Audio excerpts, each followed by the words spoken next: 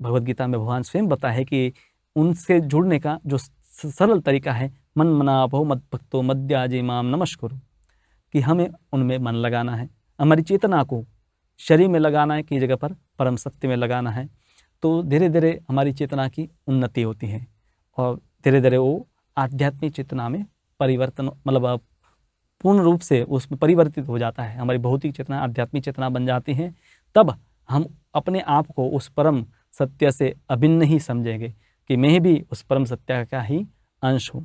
तो इस प्रकार से जो ये कृत्रिम प्रयास है उससे लाभ नहीं होने वाला है। तो अब हम देख सकते हैं कि वर्तमान में बहुत सारे सामाजिक, राजनीतिक, सांप्रदायिक और अंतर्राष्ट्रीय जो संगठन हैं वो प्रयास करते हैं कि पूरे संसार में हम सुख शांति लाए। जैसे कि विश्व युद्ध 1 और विश्व युद्ध 2, इसके बाद कई राजनेता इकट्ठे हुए, उनका आयोजन था कि विश्व में अब और युद्ध नहीं होने चाहिए। फिर उन्होंने यूनाइटेड नेशंस की स्थापना की। पर देखा गया कि यूनाइटेड नेशंस के बाद जिन देशों ने आगे रहकर नेतृत्व लेकर इसकी स्थापना की, उन्होंने सबसे ज़्यादा युद्ध किए, सबसे ज़्यादा हथियार बनाए और अभी भी वो हथियार बनाते हैं और उसका व्यापार भी करते हैं। तो इस प्रकार से कभी भी है पूर्णता का अनुभव कोई नहीं कर पाएगा, क्योंकि यहाँ पर है कहीं ना कहीं अपने स्वार्थ की बात आ जाती है।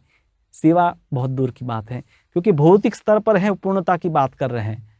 तो वहाँ तो हमेशा काला गोरा, भारतीय, अमेरिकन, तो ये भेद बने रहते हैं। तो इसलिए हमें आध्यात्मिक स्तर पर आना पड़ेगा।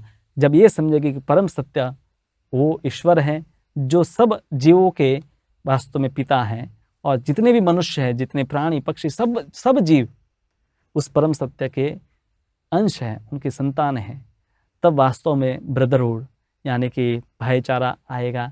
तब वास्तव में है सांप्रदायिक, राजनीतिक, सामाजिक, अंतर्राष्ट्रीय स्तर पर है लोग हैं एक हो पाएंगे।